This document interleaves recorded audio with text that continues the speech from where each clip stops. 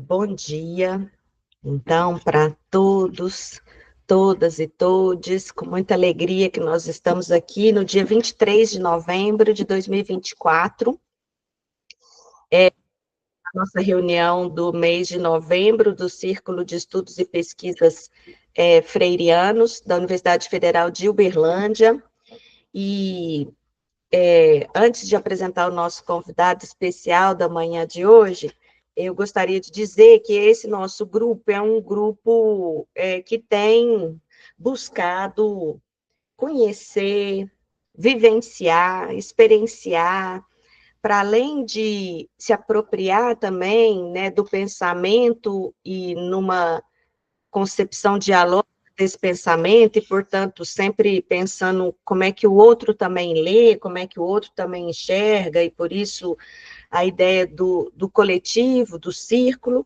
A gente tem trabalhado com essas reuniões, que são reuniões mensais, aos sábados. Infelizmente, sábados são dias que muitas vezes eles chocam com os dias letivos escolares da rede, das redes, né, porque aqui nós não temos gente só de Uberlândia, mas temos gente no círculo de outros lugares, de outros estados, de outros municípios. Então, não dá também para a gente fazer um calendário com toda essa diversidade que temos. A gente tenta acertar, mas nem sempre é possível.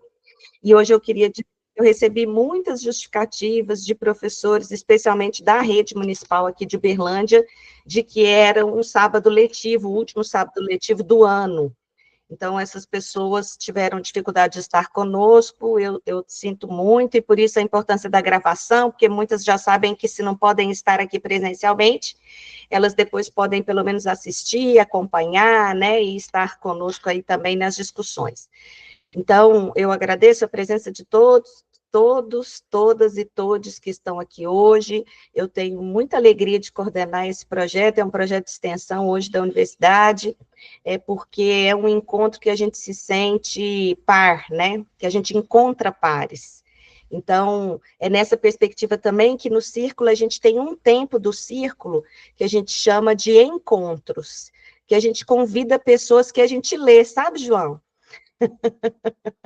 Aquelas pessoas que a gente lê, que são referências para a gente, que a gente gostaria de conhecer, de estar junto, de aprender com, de dialogar mesmo, e é por isso que o seu nome veio como um convite muito especial para a gente aqui do Círculo, e especialmente aqui, tem gente, eu acho que não sei se poderíamos, acho que se não, a gente, mas enfim, eu vou te apresentar um pouco, tem gente que é orientandas de iniciação científica, de mestrado, de doutorado, professoras da rede municipal, pessoas que são de outras áreas também do conhecimento, que não só da educação, né, a Silvia ainda não entrou, mas nós temos outras pessoas também que são de outras áreas do conhecimento, mas participam do círculo, professoras e professores também da educação básica e da educação superior.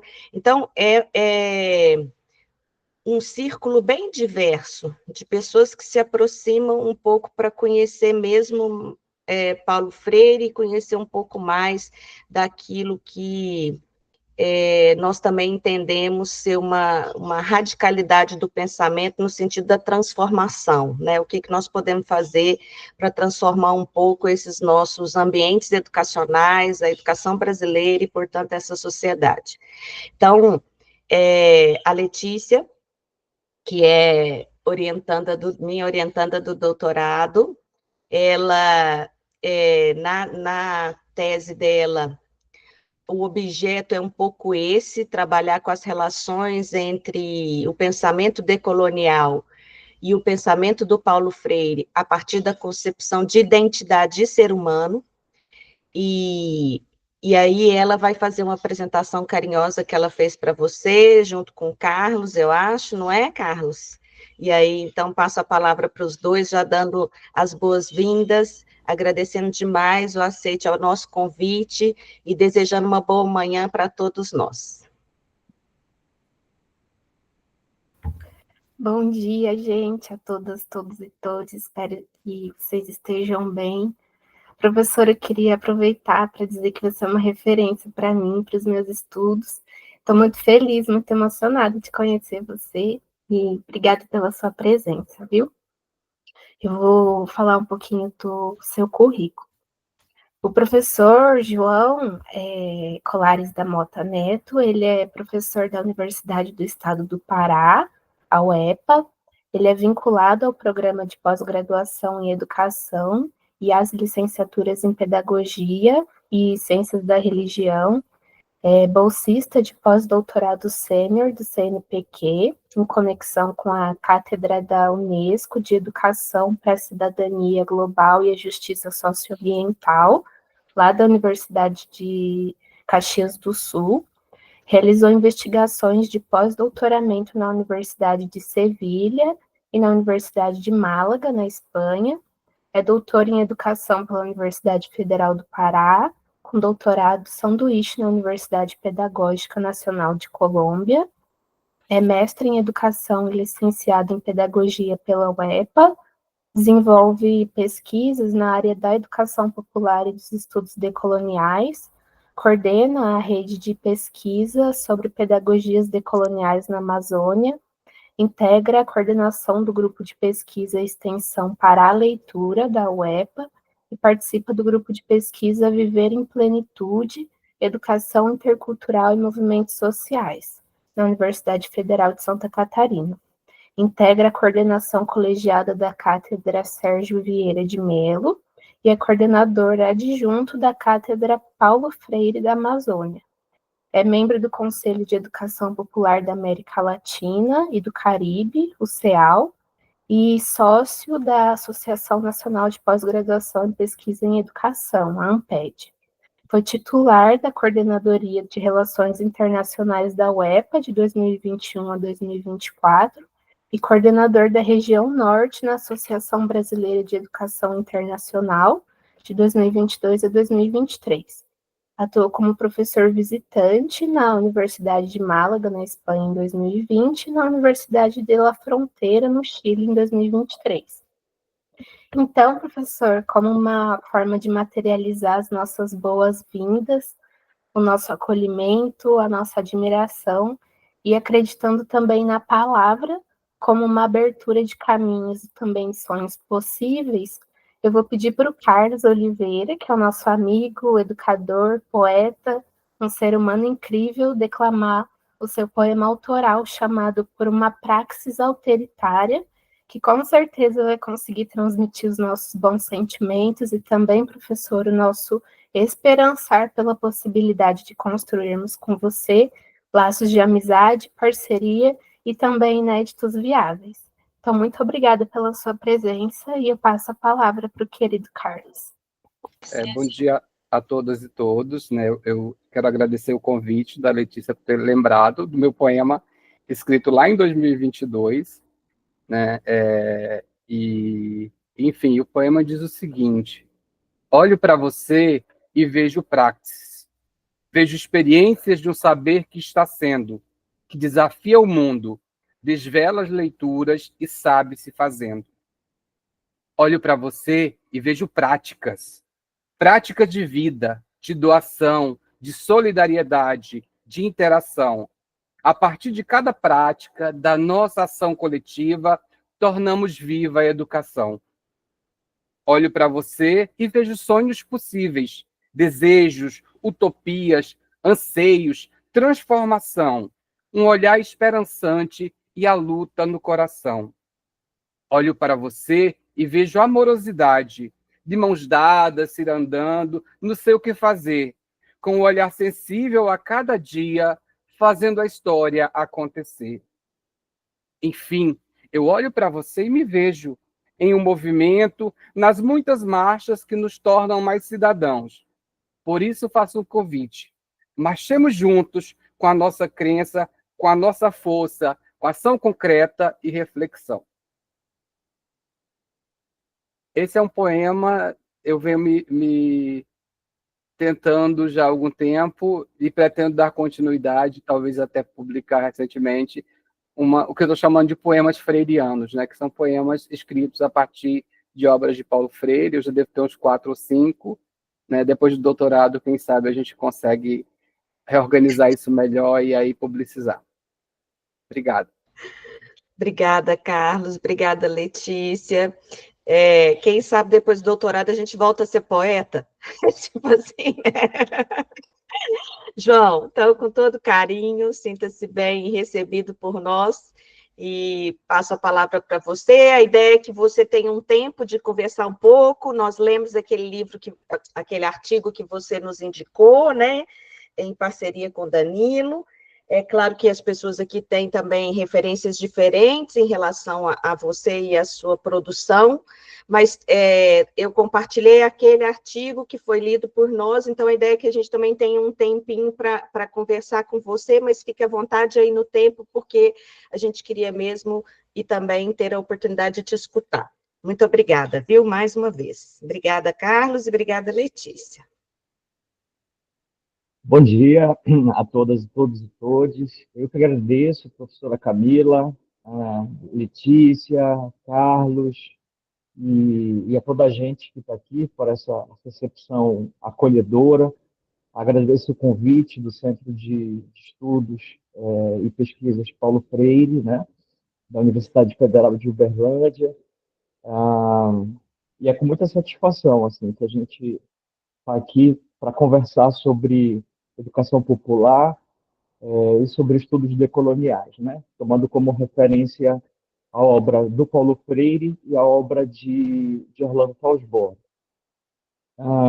Eu indiquei para vocês esse capítulo, aliás, esse artigo escrito em coautoria com o professor Danilo Streck, porque eu considerei que o livro, que é o resultado da tese de doutorado, ele seria mais pesado de ler em pouco tempo, né? É um livro grande, mas vocês podem também buscá-lo. Se chama Por uma Pedagogia Decolonial na América Latina, reflexões em torno do pensamento de Paulo Freire e Orlando Fosbury.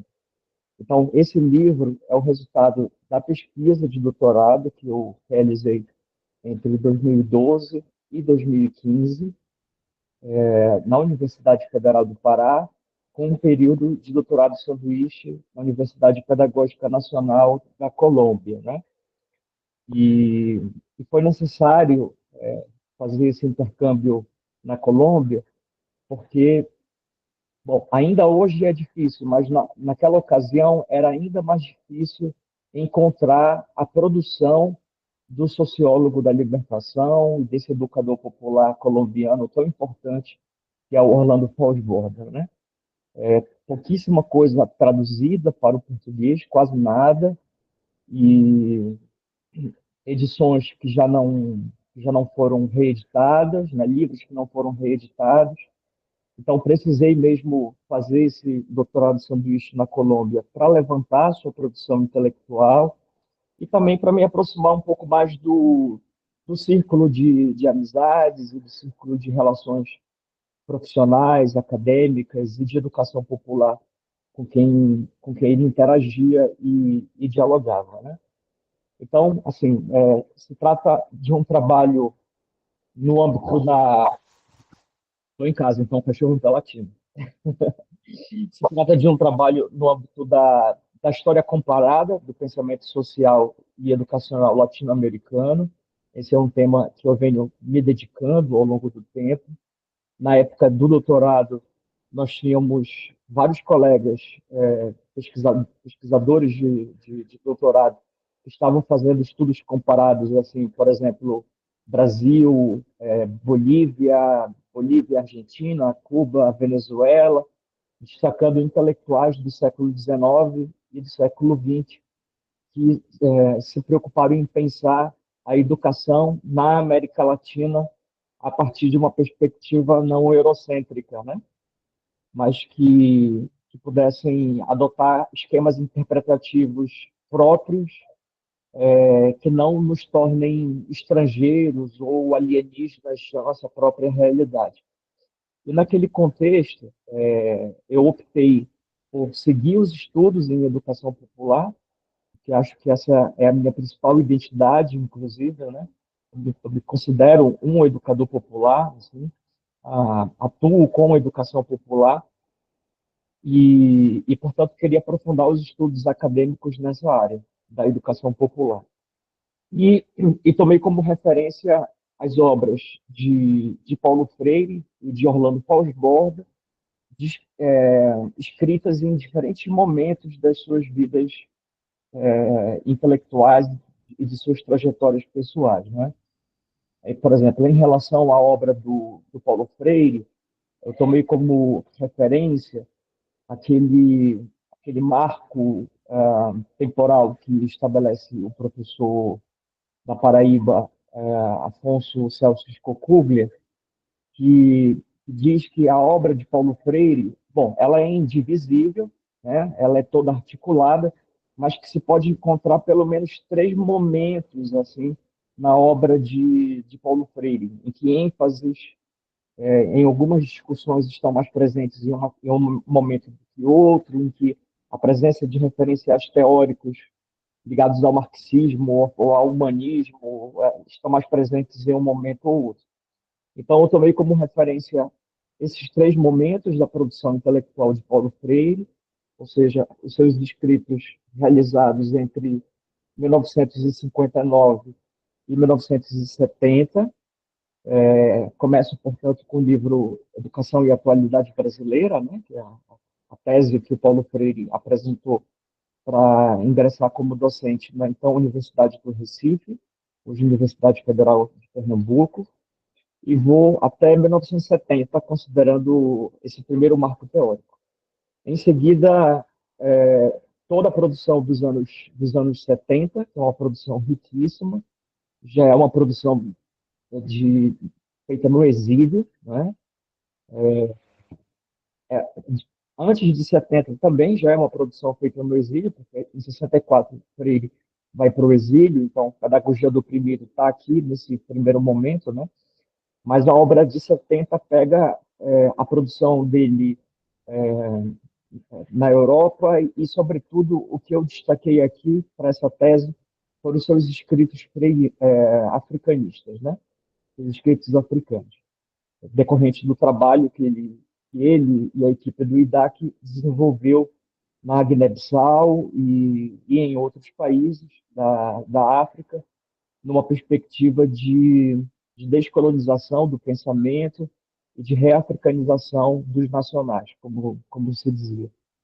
E também tomei como referência os escritos mais contemporâneos do Paulo Freire, dos anos 80 e 90. Né? Então, assim, fiz uma análise de, de que eu procurei assim atentar para o máximo possível de produções do Freire e tentando entender como se desdobra, ou como se constitui, como se desdobra uma concepção decolonial em sua obra, mas uma concepção decolonial avant la lettre, vou dizer aqui. Que, obviamente que o conceito, né, a expressão, ela não estava ali presente de decolonialidade, mas eu trabalho com a tese de que a concepção, sim, a perspectiva, sim, já estava ali presente, fazendo de Paulo Freire, assim como de Orlando Fosborda, fontes ou antecedentes do debate decolonial na América Latina. Né? É disso, inclusive, que trata esse recorte da tese que está ali no escrito feito a quatro mãos com o professor Danilo Streck. O Orlando Fosborda também é um intelectual que escreveu muito. Assim. Então, eu precisei fazer um recorte, porque se eu não encontrava as obras dele aqui no Brasil, quando eu cheguei na Colômbia, me deparei com muitíssima produção. Então, ali eu precisei fazer um recorte e selecionei os textos sobre IAP, que é a Investigação Ação Participativa, né? Que encontra correspondência aqui no Brasil com o que vem sendo chamado de pesquisa participante. Orlando Fosborda e o Carlos Rodrigues Brandão eram muito próximos, estabeleceram muitas interlocuções, mas a IAP tem uma linha própria de pensamento. Né? Então, eu me dediquei a esses escritos sobre a IAP, também aos escritos do Orlando sobre o que ele chama de colonialismo ou dependência dos povos latino-americanos e, ao mesmo tempo, a descolonização ou resistência dos nossos povos ante o império e o capital. Né? Também tomei como base alguns textos em que ele propõe o que ele chama de socialismo autóctone, ou socialismo raizal, ou de raiz, que está articulado à sua visão de educação popular e de ciência própria participativa. E, por fim, foi uma surpresa, mas foi uma grata surpresa, encontrar cartas que o Orlando Paus-Borda escreveu para personalidades, políticos, intelectuais, educadores de todo o mundo, né? Esse material está reunido na Universidade Nacional da Colômbia. Existe um arquivo Orlando Paus-Borda lá, na biblioteca, e nesse arquivo tem um conjunto de cartas. Assim. E aí eu encontrei cartas que ele escreveu para o Paulo Freire, cartas que ele recebeu do Paulo Freire, me concentrei sobretudo nessas, mas também cartas para Anitta Freire, cartas para o Brandão, cartas para o Lula, cartas para o Fernando Henrique Cardoso, inclusive.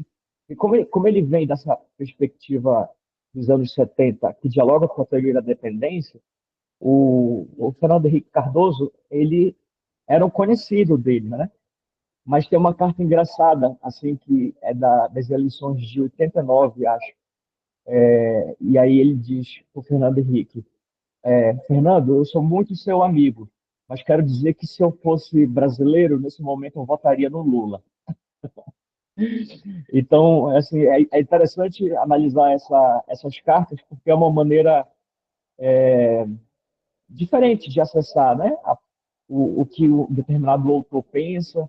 Ali é um escrito mais efetivo, enfim, e mais leve também. Então, eu procurei, nessa tese, investigar isso. Como se constitui uma concepção decolonial na obra de Paulo Freire e de Orlando Paus-Borda, né? E para isso, eu trabalhei com a concepção de decolonialidade presente nos intelectuais da rede Modernidade e Colonialidade. Ali na tese, eu me concentrei muito na leitura desses autores, né? Henrique Dussel, Aníbal Quijano,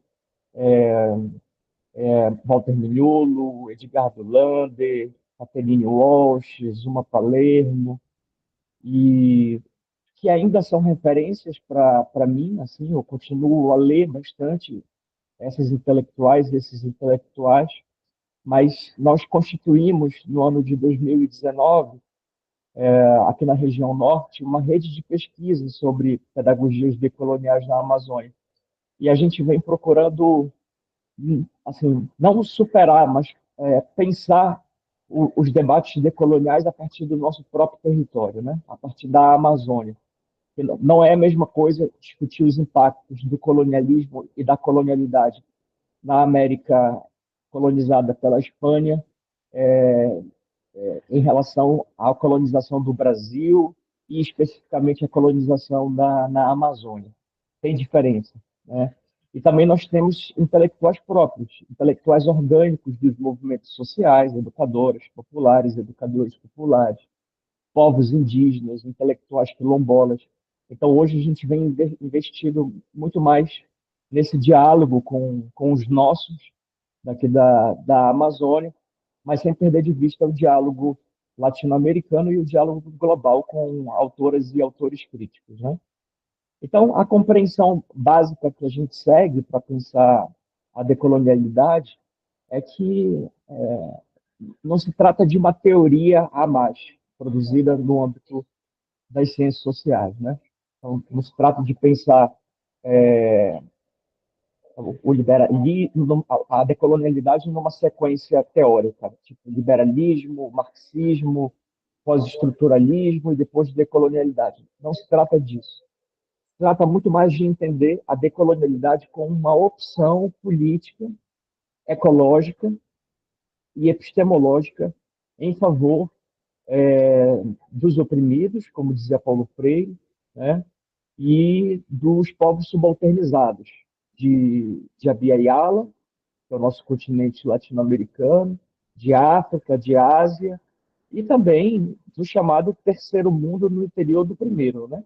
Porque entre os países ricos, por assim dizer, existe também um conjunto grande de pessoas que vem sofrendo a, a violência colonial, tais como os imigrantes na Europa, nos Estados Unidos, os ciganos, né, os árabes, a população é, negra, africana, que migra, a população latino-americana.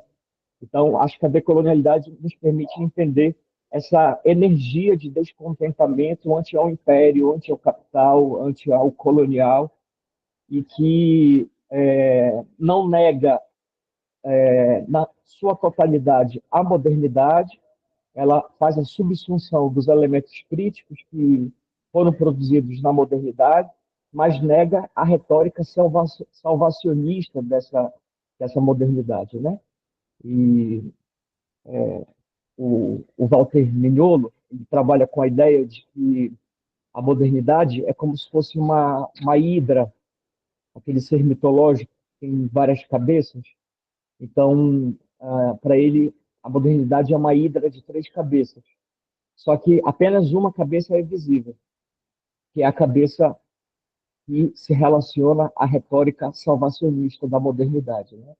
Então, a modernidade é o progresso, é a razão, é o iluminismo, é o bem-estar, é o desenvolvimento, né?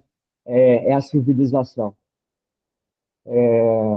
Só que, em nome disso, ou para que essas coisas fossem construídas, se ocultou um outro lado da modernidade, que é a colonialidade, que é uma dessas cabeças da, da modernidade, né? E enquanto se produziu, por exemplo, o desenvolvimento da Europa, se produziu a exploração intensa e o subdesenvolvimento dos povos de Abya Yala, né? Enquanto se desenvolveu a ciência na Europa, isso se deu às custas do roubo intelectual, do epistemicídio, não é? E do extrativismo intelectual feito não só na América Latina, mas também na África, no Egito, particularmente, entre muitas regiões. Né? Então, ao mesmo tempo que temos aquelas igrejas lindíssimas produzidas, que nós vemos ali em qualquer país da Europa, cheias de ouro, sabemos que isso se deu às custas dos cadáveres, do suor e dos corpos negros e populações originárias dos nossos continentes, né? Então, essa é outra cabeça da modernidade, que é a colonialidade, que costuma ser invisibilizada para que a gente só pense na retórica salvacionista da modernidade. E a terceira cabeça é justamente a decolonialidade, porque não há um projeto colonial que não tenha em contrapartida a resistência dos povos. Sempre houve, né, a resistência dos povos. Então, desde o primeiro instante em que o colonizador aqui pisou, ele já se deparou com a luta, com essa energia de descontentamento, com a rebeldia, com a resistência dos povos originários, entre outras populações do nosso continente, do continente africano, asiático e de outras regiões. Né?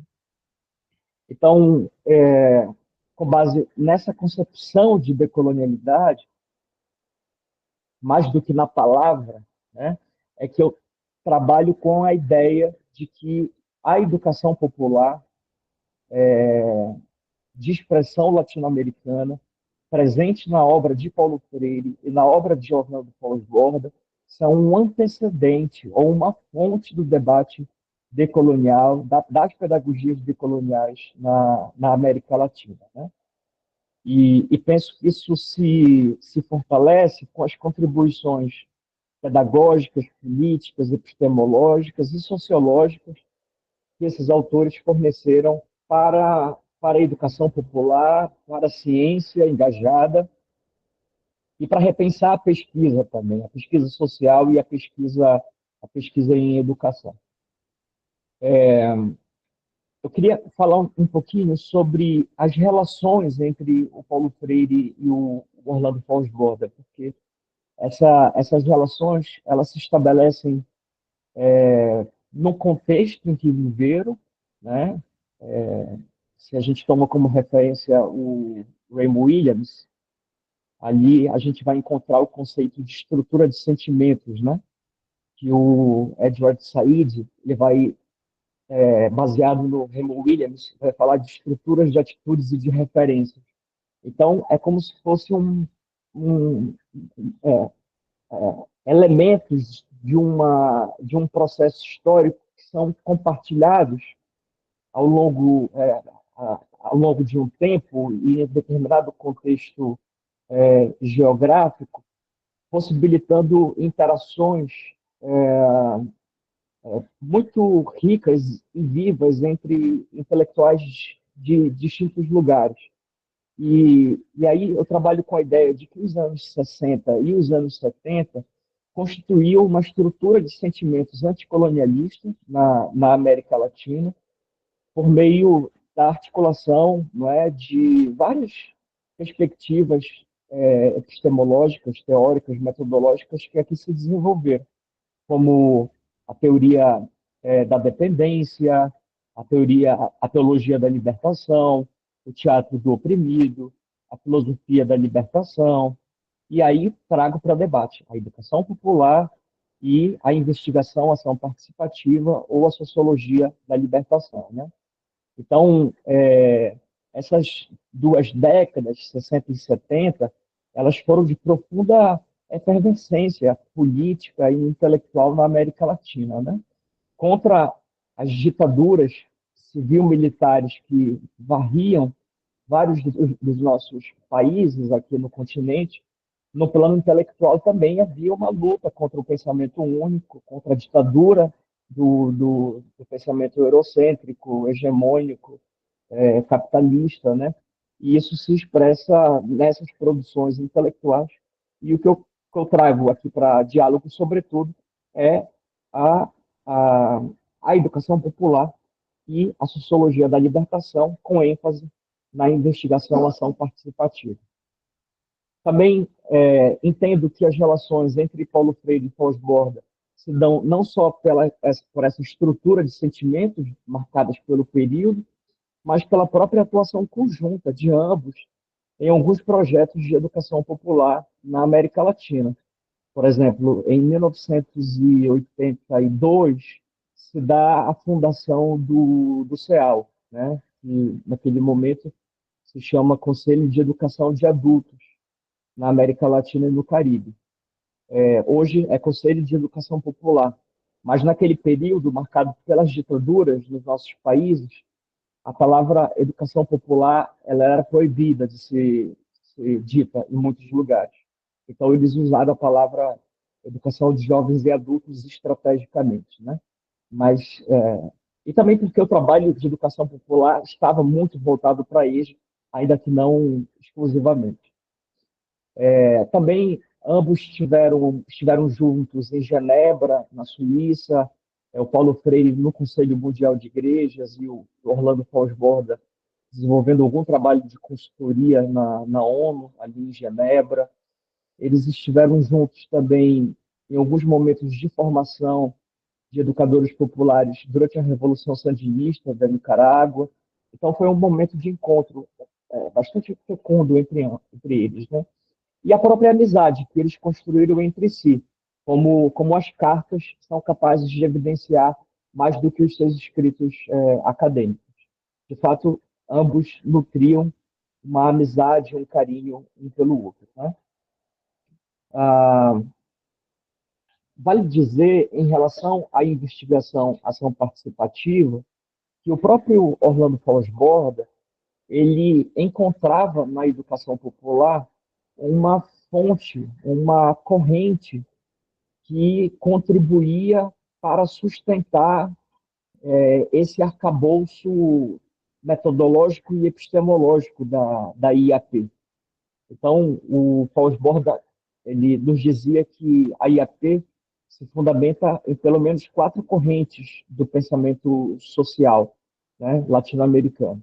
Em primeiro lugar, a teoria econômica da CEPAL e a teoria da dependência, né? Ele traz para debate ali o Enzo Faleto, o Mauro Marini, conectados com Celso Furtado, entre outros autores, na formulação da teoria da dependência. Também uma releitura do marxismo, né? Tanto Freire como Pós-Borda fazem uma releitura do marxismo, procurando superar aspectos dogmáticos ou o colonialismo intelectual de esquerda, né? Acho interessante o Paulo Freire, ali na Pedagogia do Oprimido, falar que nós não podemos cometer colonialismo revolucionário, né? Que é achar que somente os intelectuais sabem para onde as massas devem ir e as massas devem ser guiadas como gados, né? Então, Paulo Freire falava da necessidade da esquerda não adotar essa perspectiva, né? Então, fizeram uma releitura do marxismo, tomando a América Latina como referência. Também, uma outra corrente da IAP é o que o Fosborda chamava de a contra-teoria da subversão, vivenciada na prática revolucionária de Camilo Torres. Camilo Torres foi um padre guerrilheiro colombiano, né, que, que antecedeu, inclusive, o Fosborda no debate da sociologia da libertação, mas que morreu muito jovem, assim, porque ele resolve entrar na guerra de guerrilha, né? Naquele período, dos anos 60, começa a violência, começa a se aguçar, né? Se agudizar a violência no campo, na Colômbia. Então, surgem alguns movimentos revolucionários, né? E guerrilheiros, assim. Então, o Camilo Torres, ele entra em um deles, que é o Exército de Libertação Nacional, e é fuzilado, ele morre, né? Mas deixou uma obra que impactou muito o, o Orlando Fosborda e, inclusive, o Paulo Freire. Se a gente prestar bem atenção na Pedagogia do Oprimido, há um momento em que ele cita, um ou dois momentos em que ele cita o Camilo Torres como a inspiração de um revolucionário amoroso, né, e comprometido com a população. E a quarta corrente que fundamenta a IAP é justamente a educação popular de Paulo Freire e a contribuição da categoria do diálogo ou do dialógico como forma de superação da dicotomia sujeito e objeto, né? O Orlando Fosborda, ele fez o mestrado e doutorado nos Estados Unidos e, e lá ele teve uma formação estrutural funcionalista, predominantemente. Quando ele volta para a Colômbia e se depara com conflitos, com crises, com guerrilha, ele vê que aquelas teorias do consenso que ele estudou ali nos Estados Unidos, não davam conta de explicar o que se passava na Colômbia, né? Então ele reconceitualiza o trabalho dele.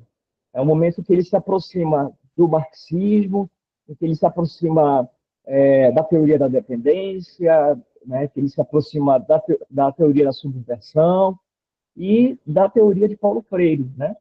E então aquela dicotomia sempre presente nas perspectivas cartesianas e positivistas de ciência que apartam o sujeito do objeto, isso foi superado pelo Orlando Fosborda quando ele traz a categoria do dialógico do Paulo Freire. Então, a relação com as comunidades, com os povos, com os movimentos, já é uma relação de eu-tu, né? Eu, pensando aqui no Martin Buber, uma relação eu-tu e não uma relação eu-isso. Todos são coprodutores do conhecimento. O CEAL ele cumpre um papel muito importante nessa articulação de ambos os intelectuais. O Paulo Freire foi o primeiro presidente do CEAL, seguido pelo Orlando Fons-Borda, que foi o segundo presidente do CEAL. E nós temos uma educadora popular colombiana fantástica, chamada Lola Sendales, né? Que ela destaca que a articulação entre a IAP e a educação popular é o que constitui o núcleo político-epistêmico fundante do CEAL, né? E esse é um espaço que existe até hoje, com presença em 21 países da América Latina e do Caribe, com mais de 200 organizações, né? E o que funda o CEAL é exatamente esse diálogo entre a IAP e a educação popular, né?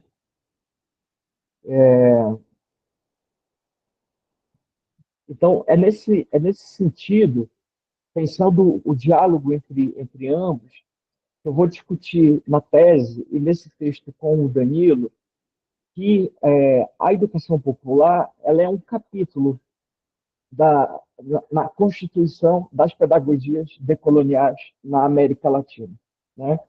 Eu prefiro falar em pedagogias decoloniais no plural, porque penso que elas vêm sendo tecidas há muito tempo, em muitas direções, por muitos povos em diferentes formatos, né?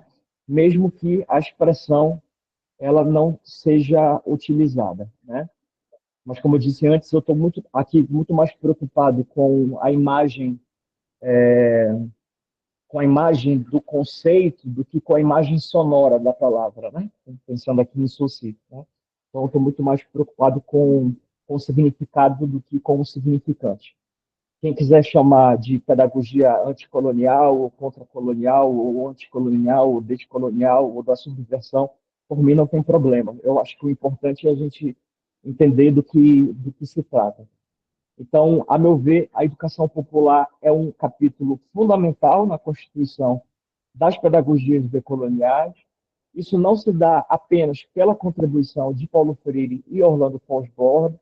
Vocês viram nesse artigo que com base no Merria, nós apontamos 5 correntes teóricas, né, ou períodos históricos de formulação da educação popular, começando com Simão Bolívar, Simão Rodrigues, José Martí, passando pelas universidades populares de El Salvador, Peru, pelas escolas indígenas, pela educação popular integral, não é, do movimento Fé e Alegria, até desembocar aqui nos anos 60, 70, com a educação popular de inspiração freiriana.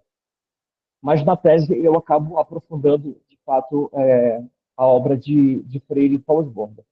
Então, assim, o que eu considero que, em síntese, Paulo Freire e Fons-Borda formulam para a pedagogia decolonial, né? Como contribuição. Penso que eles trazem a ideia de que essa pedagogia ela requer educadores subversivos, né?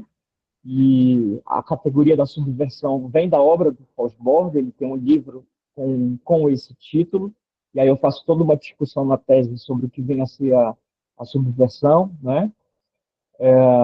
Mas isso implica que os intelectuais, os educadores populares devam se afirmar como intelectuais sentipensantes, né? Que também é uma categoria do Fons-Borda, né? Aliás, é uma categoria que ele traz para a obra dele, mas que ele aprende com os campesinos em trabalho de campo na Colômbia. Ele faz questão de dizer que não é ele que cria a expressão de sente pensante, mas ele ajuda a popularizar quando ele traz para os seus escritos. E o sente pensante é exatamente isso, né? É a possibilidade de articular a, as emoções e a razão, né? O coração e a mente, para guiar para nos guiar por um caminho de ética e de luta por uma sociedade transformadora, né? Significa superar o racionalismo cartesiano e incorporar as emoções, as intuições, a espiritualidade, no fazer pedagógico, né? O compromisso ético-político com as classes populares se destaca aqui nessa pedagogia de ambos. Então, isso, para nós da pedagogia crítica, pode até parecer redundante, mas eles foram muito corajosos ao afirmarem isso em um período em que as pessoas estavam sendo mortas, ou como Paulo Freire, tiveram que ir ao exílio para fugir, ou da prisão, ou do cárcere, ou da morte, né? Então, afirmar um compromisso revolucionário com as classes populares é uma característica de ambos, e um compromisso não só político, mas um compromisso ético também, porque significa pensar com eles a valorização de todas as vidas, né? Então, ao invés da ética do mercado, que é a ética do vale tudo, do salve-se quem puder, do cada um por si, a ética que está aqui presente é uma ética de solidariedade, né? É uma ética, como Paulo Freire dizia, uma ética universal do ser humano. Essa pedagogia também requer um profundo respeito aos saberes populares e aos conhecimentos ancestrais.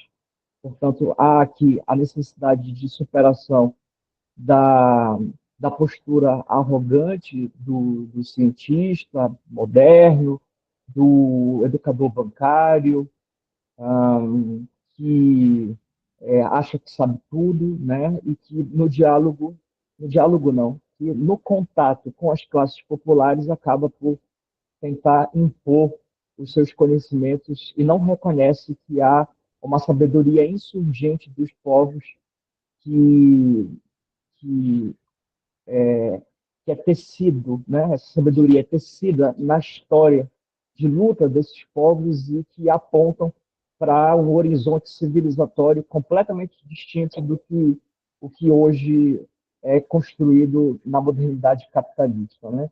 Então, ao invés do ecocídio e da destruição do sistema, do sistema interconectado que é a vida, quero dizer, né? Ao invés da destruição de Gaia como esse ser vivo, que é a nossa casa comum, que é a nossa mãe terra, eles apontam para um outro horizonte civilizatório, em diálogo com os conhecimentos ancestrais e os saberes populares, que poderia muito bem ser traduzido pelo projeto do bem viver ou por outras categorias de pensamento que surgem dos povos originários.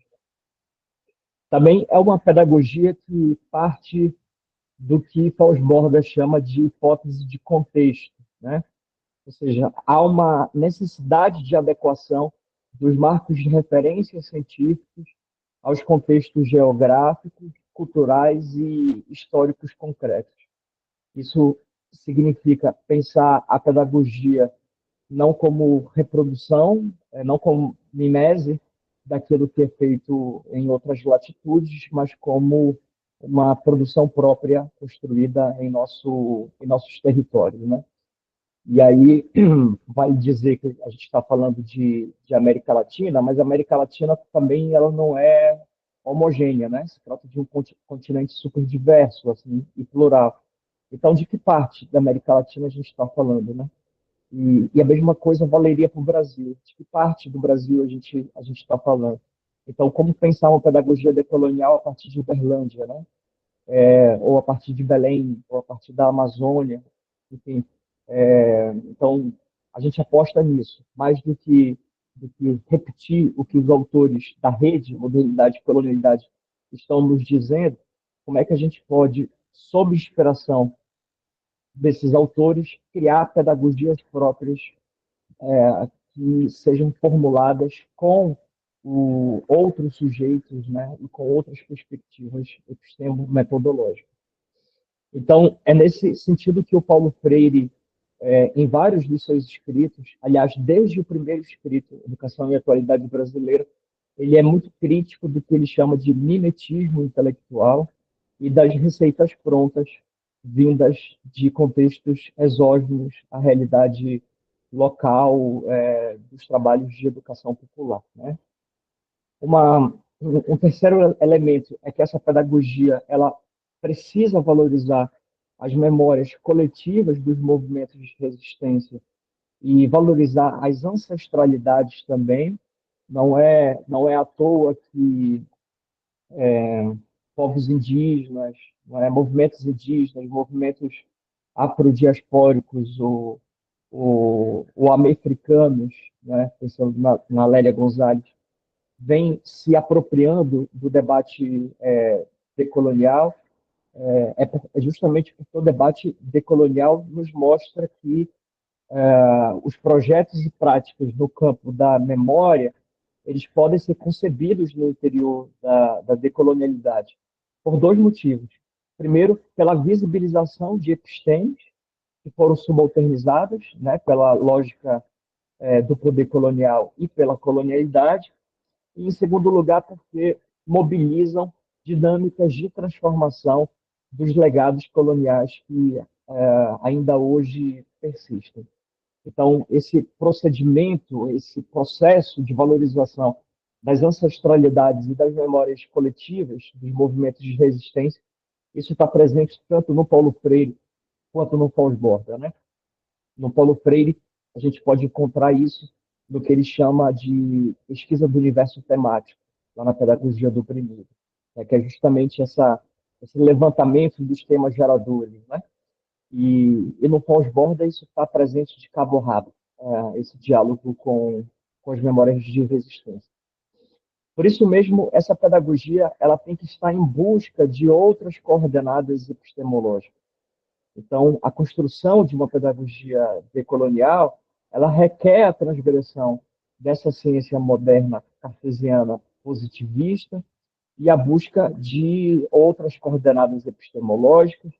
Então, assim como Paulo Freire falava nos escritos africanos em descolonizar as mentes ou reafricanizar as mentalidades, né?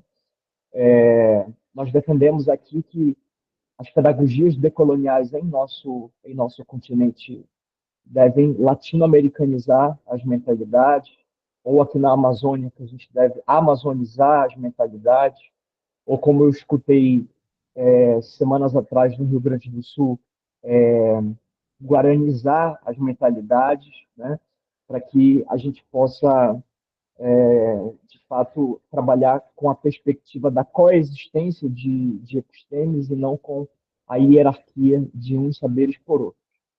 E, por fim, essa pedagogia que se assume como uma utopia, né, em tempos de descrédito, em tempos de desesperança. Os dois apostavam na utopia, né?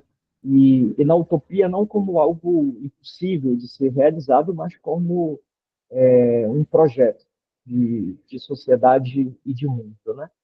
O Fosborda chamava essa utopia dele de socialismo autóctone ou socialismo de raiz, porque ele dizia o seguinte: ora, o socialismo na América Latina, para dar certo, ele não pode ser a repetição do socialismo real na Europa, né? Que inclusive foi uma deturpação dos princípios socialistas. Mas precisa ser uma criação genuína dos povos. Então ele diz assim: vamos trazer dos povos indígenas o elemento da integração com a natureza como fundamento desse socialismo. Vamos trazer dos povos dos palenques, né? Os palenqueiros na Colômbia equivalem aos quilombolas no Brasil.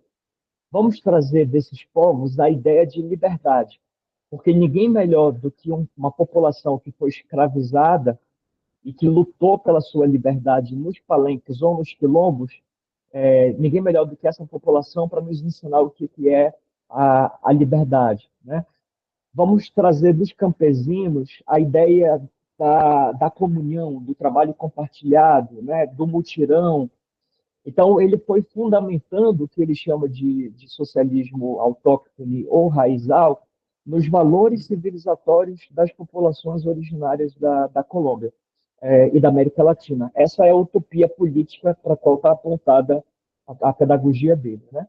E o Paulo Freire falava também em socialismo democrático, nesse mesmo sentido, ou falava em democracia participativa. Aliás, ambos falavam em democracia participativa como forma de valorizar a democracia e como forma de superar os limites de uma democracia apenas representativa, né? Então, eles enfatizavam o aspecto participativo da democracia. Bom, para ir finalizando e a gente abrir para o debate, eu trabalho aqui com a ideia de que a convergência entre a educação popular e a IAP, a partir das contribuições de Freire e de Pós-Borda, é uma das mais fecundas, criativas e instigantes contribuições intelectuais já produzidas na América Latina, capaz de apontar para uma pedagogia decolonial que enfrente o colonialismo do intelectual e a colonialidade do saber, o tradicionalismo pedagógico e o autoritarismo da ciência moderno-colonial, né? As obras desses dois autores, por suas inovadoras contribuições para a pedagogia, para a sociologia, para a pesquisa social, elas devem estar inscritas na genealogia da decolonialidade na América Latina, uma vez que forneceram elementos fundamentais não só para questionar a vigência da colonialidade nos planos do existir, do poder e do pensar, mas também porque eles construíram estratégias concretas de formação, de militância e de investigação profundamente descolonizadoras e emancipadoras. E a educação popular e a IAP, como movimento e como discursos no interior do pensamento crítico decolonial, inspiradas nos dois autores aqui analisados, têm contribuído e podem continuar aportando, podem continuar a contribuir para a defesa da unidade latino-americana contra o imperialismo e as relações neocoloniais promovidas pelo capitalismo. Penso que isso ainda é super atual. Como disse para vocês, em setembro eu estive em Roraima e aproveitei e fiz uma visita rápida ali na fronteira com a Guiana, que está a 1 hora de Boa Vista, e como vocês sabem, foi descoberto petróleo, né, na região da Guiana Essequiba. E por isso essa região da Guiana está sendo disputada geopoliticamente pela Venezuela. Então, Venezuela e Guiana disputando esse território pelo domínio do petróleo. Mas, no fundo, quem está mesmo disputando esse petróleo são os Estados Unidos, né? É a China, é a Rússia, né? Então, a gente precisa seguir a luta ainda por uma unidade latino-americana contra essa colonialidade global que ela é reescalada, né, a partir do neoliberalismo e da globalização. Também eles têm contribuído muito para a produção de um pensar científico e pedagógico que rompa com a subalternização dos conhecimentos e das experiências de sujeitos sociais marginalizados, ainda para a articulação e para lutas de campesinos, de trabalhadoras urbanas e urbanos, para negras e negros, indígenas, comunidade LGBTQIA+, mulheres, jovens, refugiados, imigrantes, pessoas com deficiência, não é? Aqui no nosso grupo a gente vem discutindo, por exemplo, a pedagogia decolonial surda, enfim, como a gente vem desdobrando o debate da pedagogia decolonial com diversos sujeitos que vêm sofrendo a violência colonial, né? E também uma outra contribuição deles é para a construção de metodologias e de propostas didáticas que viabilizem a participação e a construção do conhecimento desses sujeitos. Acho que essa é uma visão geral assim do que está no capítulo e algumas das conclusões a que eu cheguei na tese, né? E o aprofundamento pode ser encontrado no livro que eu mencionei no início, Por uma Pedagogia Decolonial na América Latina, reflexões em torno do pensamento de Paulo Freire e Orlando Pós-Borda. Eu gostaria de, mais uma vez, agradecer o convite e sigo aqui à disposição para o diálogo com vocês. Obrigado, professora Camila. Obrigada, João, obrigada pela contribuição aí para o nosso pensamento também, né? O objetivo aqui desse encontros, acho que foi muito bom te ouvir, entender algumas coisas que a gente também, ao ler, né, o próprio artigo, eu não tive oportunidade ainda, apesar de ter o seu livro, mas ainda não li na totalidade, então, acho que ainda tem muita coisa aí para aprender e para identificar com aquilo que nós temos, e eu queria te contar isso também, assim, para todos, né, que estão aqui também pela primeira vez, e quem já está aqui com a gente já há um tempo. Toda vez que me perguntavam sobre as relações entre o Paulo Freire e o pensamento decolonial, eu confesso que na minha jornada eu sempre fui muito resistente. Primeiro, por acreditar que tinha um descompasso temporal, né? Que o próprio Paulo Freire, em algumas questões de hoje, por exemplo, que a gente vem discutindo, ele não teve o tempo de pensar sobre, ou pensar com, né? A partir de novas... eu acho que é uma nova realidade mesmo, as transformações que acontecem e que a gente não consegue nem prever o futuro, nem identificar, porque as pessoas sempre perguntam assim, mas como é que Paulo Freire faria hoje? Não tem jeito de a gente pensar assim, né? Tem jeito de a gente pensar a partir do que ele pensou naquele tempo histórico, como é que hoje poderia a gente pensar a realidade, não no pensamento dele. Então, eu sempre tive muito cuidado, talvez seja esse, assim, a minha fala, eu tinha muito cuidado, eu tinha muito receio de fazer essa aproximação. E quando eu vi seu livro e vi a aproximação que você fez, né, eu fui ler especialmente essa parte que você dizia da aproximação do Paulo Freire com o pensamento decolonial, me trouxe mais segurança, por entender que nós não estamos forçando um caminho. Eu acho que o caminho que você fez na sua pesquisa é entender as bases, é isso que você falou hoje, a genealogia, no sentido de entender o tempo histórico lá do Paulo Freire, mas como é que lá já tinha princípios basilares para se pensar hoje aquilo que se diz como pensamento decolonial. Então, é por isso que você é um autor para nós aqui muito querido, né, pelo trabalho sério, pelo trabalho... porque às vezes as pessoas ficam querendo fazer comparações que eu tenho muita dificuldade, assim, especialmente por conta dessas coisas atemporais, e eu acho que as coisas são históricas, não dá para a gente mudar os tempos, né? Então, primeiro isso, para na verdade, compartilhar com você como você foi importante aqui para mim, para encontrar esses diálogos possíveis aí, e até me apropriar um pouco mais do pensamento decolonial, porque eu já confessei aqui a minha história e a minha trajetória toda, e eu tenho dito isso insistentemente, assim, inclusive nos programas de pós-graduação nos quais eu passei, eu não tive conhecimento do pensamento decolonial. Né, a gente tem, no máximo, o pensamento do pós-estruturalismo, especialmente um pensamento europeu, um pensamento que parece que tudo que a gente vai dizer nas pesquisas, nos programas que eu tive a oportunidade de participar, a gente sempre precisa de um europeu para dizer aquilo que nós já estamos dizendo. Precisa ter, se não citar um europeu, o conhecimento parece que não é válido. Parece que a gente não conheceu tudo que a gente tinha que conhecer, ou a gente está ensimesmando a pesquisa, ou a gente está reduzindo a pesquisa a uma realidade brasileira, e eu acho isso... Hoje, eu não sei se eu tinha essa dimensão, acho que não, né?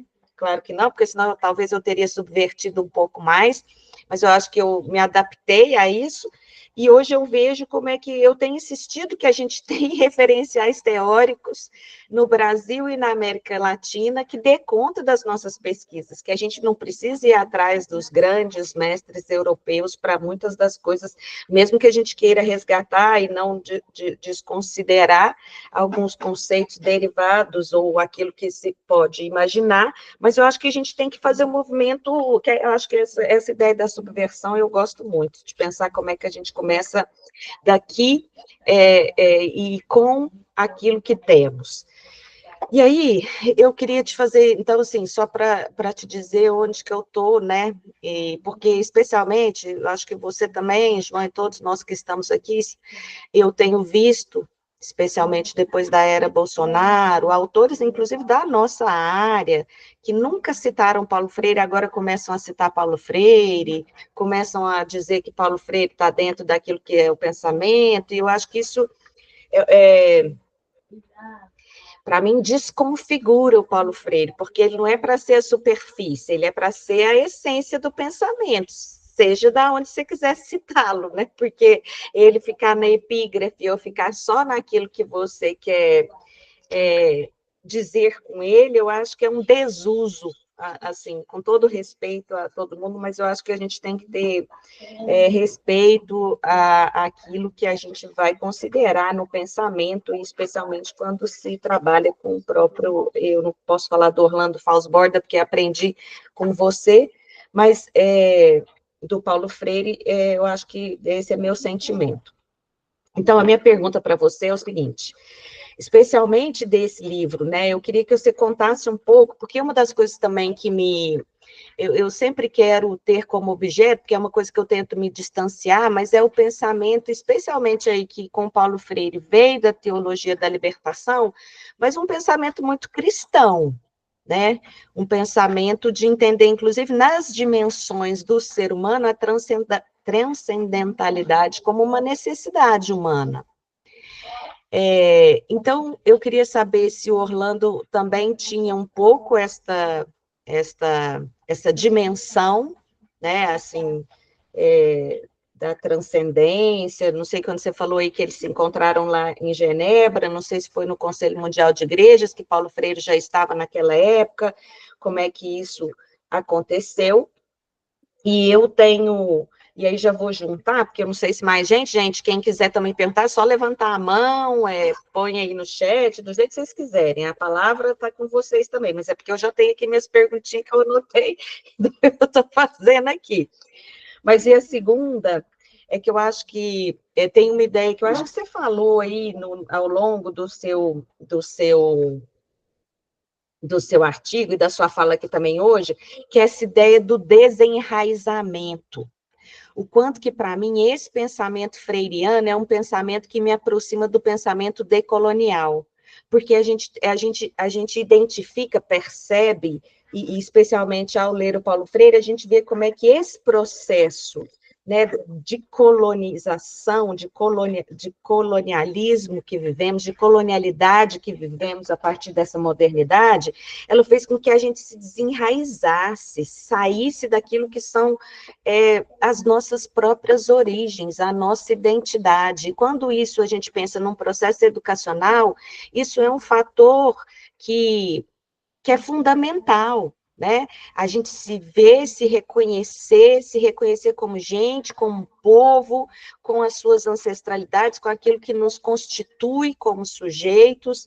Então, eu fico pensando como é que e aí esse conceito eu talvez tenha visto ele mais no Educação como Prática da Liberdade, e como eu acho que você talvez aí não citou esse livro, eu queria só ver se você também concorda com esse meu pensamento, e eu prometo que é a última, se você vê essa relação entre o ser mais do Paulo Freire com o sente pensante do Orlando Falsborda. E aí agora tem o Leopoldo e depois o Carlos. Vamos fazer uma rodada e depois você fala com a gente, pode ser? Pode sim, estou anotando aqui. Então vamos lá, Leopoldo e depois Carlos. Bom dia novamente a todas e todos. Parabenizar o professor João Colares pela histórico belíssima do Paulo Freire. E eu queria perguntar para o João Colares, e também fazer uma contribuição, porque é o que eu pesquiso um pouco, né? Eu pesquiso sobre uma área periférica de Belém do Pará, que é um bairro, chamado Bairro dos Jurunas, que foi criado pela população, à margem dos rios, foram expulsos do centro da cidade, e esse bairro foi construído pelos moradores sem a intervenção das obras públicas. Portanto, ele é um bairro que eu considero uma autonomia, um bairro que criou uma experiência comunitária socialista sem que os moradores entendessem o que era o socialismo ali naquele momento, porque foi um bairro construído a partir das experiências dele, das relações. E esse bairro, ele criou desde cedo uma relação muito grande com a política no campo da esquerda, né? Porque abrigou esse bairro nos anos 60 e 70 uma grande parte dos presos políticos da ditadura militar, que tinham recém saído ainda antes da anistia, e então ele abrigou nesse bairro muitos militantes da AP, do PCdoB, do PRC, de uma série e viram nas organizações comunitárias uma forma de combater ainda a ditadura militar. E uma das organizações que foi muito presente lá, o João sabe muito bem isso, foi a FASE, né? A FASE, que é uma organização nacional, criada inclusive antes da ditadura militar, ela criou nesse bairro uma organização muito forte na concepção freiriana, que foi a educação popular dentro dos centros comunitários. Então, era uma forma, portanto, de trazer essa educação libertadora freiriana para a população, né, a população analfabeta, a população pobre, mas uma população politizada. E foi um bairro de vanguarda, de referência, né? Não vamos usar essa expressão vanguarda, que o João já falou ainda há pouco, que os marxistas tinham essa pretensão da vanguarda, né, do Lenin, né? Não vamos usar essa expressão aqui, vamos usar, então, de uma população que foi formada, né, a partir não só, lógico, dessa lógica freiriana, mas de outras culturas que eles tinham, outros saberes, né, que trazido dos interiores. O João já falou aqui dos mutirões, das rezas, das novenas, ou seja, houve ali uma imbricação de muitas formações culturais, teatro popular, era muito forte teatro nas ruas, enfim.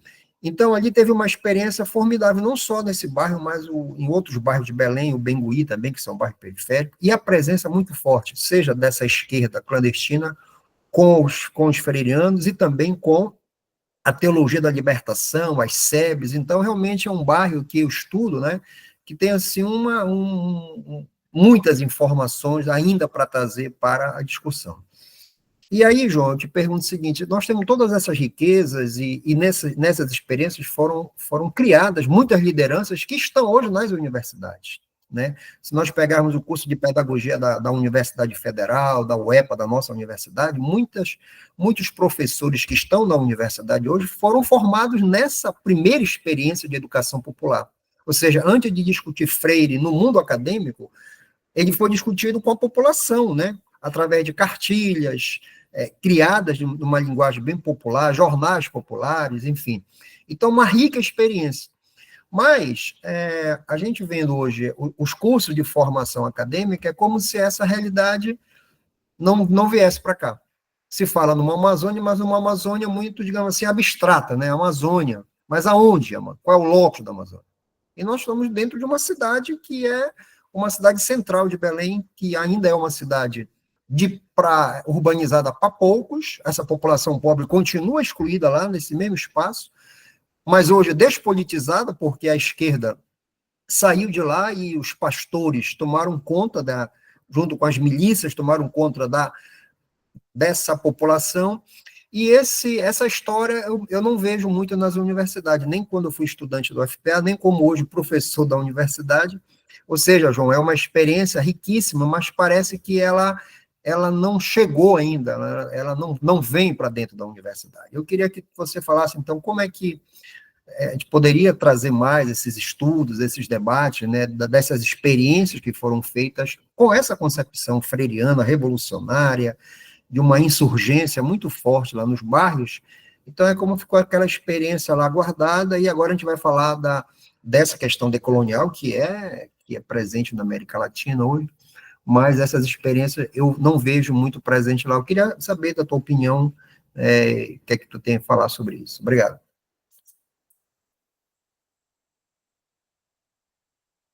Obrigada, Leopoldo. Carlos? Bom dia mais uma vez. Eu quero parabenizar e agradecer o João pela exposição, que me levou aqui a 3 folhas de anotações e anotando pontos e provocações e curiosidades. Né? E eu fiquei pensando, João, quando você foi trazendo, assim, por exemplo, a questão da teologia da libertação é uma parte que que me interessa, né? Eu trabalhei na minha dissertação de mestrado, justamente buscando aproximações entre a pedagogia a pastoral fundamentada na teologia da libertação e a pedagogia freiriana, né? E agora, no doutorado, eu estou trabalhando com professores que foram egressos de SEBs e pastorais no contexto, no estado do Ceará, e que minha fala vem um pouco ao encontro do que o colega Leopoldo já trouxe agora há pouco, né? Porque esses professores, alguns estão em universidades e vão justamente falando, ressaltando a importância desses espaços para a formação do pensamento crítico, né? 4 deles nas entrevistas ressaltaram: a minha primeira universidade foi a pastoral, né? Foi essa pastoral progressista, e é interessante para a gente pensar que é justamente esse movimento, né, da Igreja Católica na América Latina que vai fazer esse movimento e que, pelo que eu tenho pesquisado, vai contribuir, né, vai trazer uma forte contribuição na formação do pensamento crítico latino-americano, né? Inclusive, o próprio Freire, em algumas obras, destaca essa inter-relação, os diálogos dele com a teologia da libertação. Tá? Mas, bom, esse era um comentário que eu queria fazer, embora eu fique com uma preocupação, porque as SEBs, né, as pastorais sociais, elas perderam muito espaço dentro da igreja, né? Eu fico pensando, ainda bem que surgiram os movimentos sociais, que meio que, de um certo modo, na minha visão, têm ocupado um espaço que outrora ocupado pelas SEBs e pelas pastorais sociais. Eu fico perguntando, se não tivesse todo esse movimento na década de 60, 70, né, que contribuiu para a formação desses intelectuais, como estaríamos hoje? Porque são justamente esses intelectuais que estão pensando educação popular, que estão levando os movimentos sociais para dentro das universidades e, consequentemente, das escolas.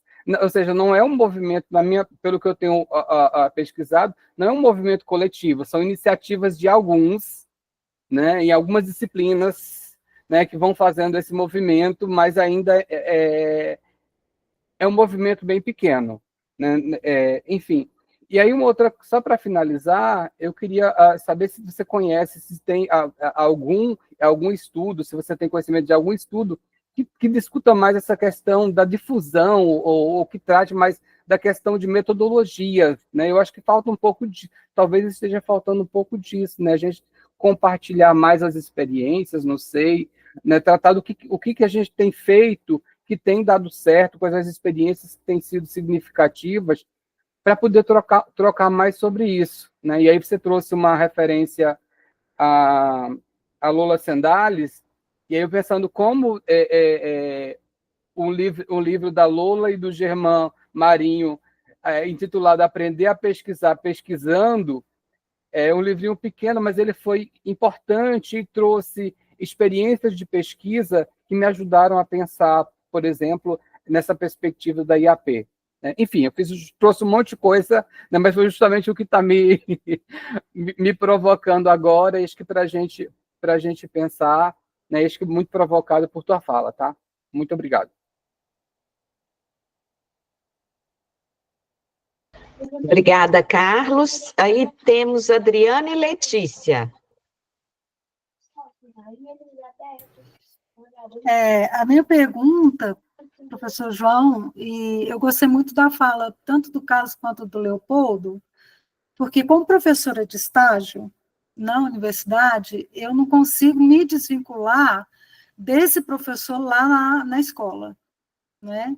Então, quando a gente fala da educação popular, dos movimentos populares, dos movimentos sociais, e aí vendo o relato do Leopoldo, né, da necessidade de se levar isso para a universidade, né, de uma forma mais concreta, mais real, né?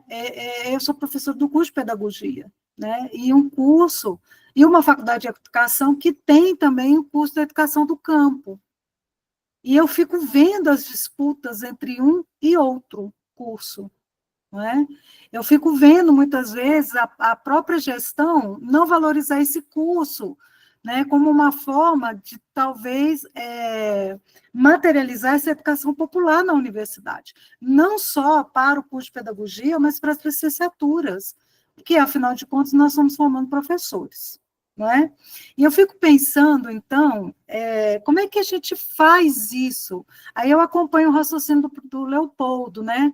Como é que, de uma forma real, concreta, né, a gente sensibiliza não só a licenciatura da pedagogia e da educação do campo, como a todas as licenciaturas, né?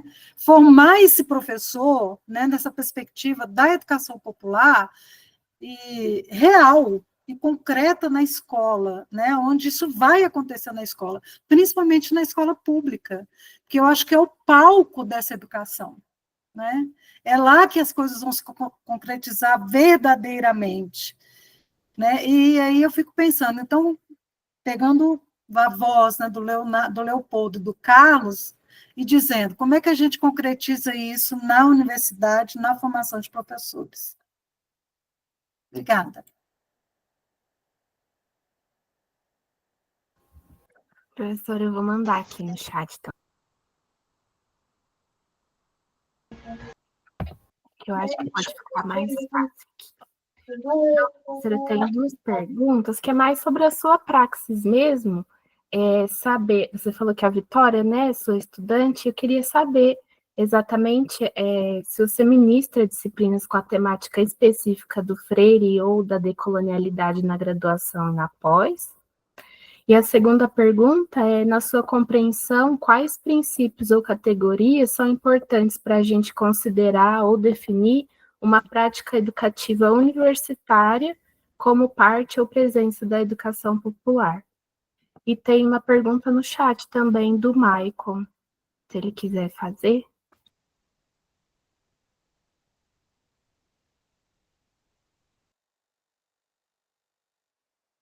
E seria um prazer ouvi-lo, mas tem a Elaine escrita, Michael, pode ser ela, ou você quer fazer agora, porque eu sei que você está aí na escola.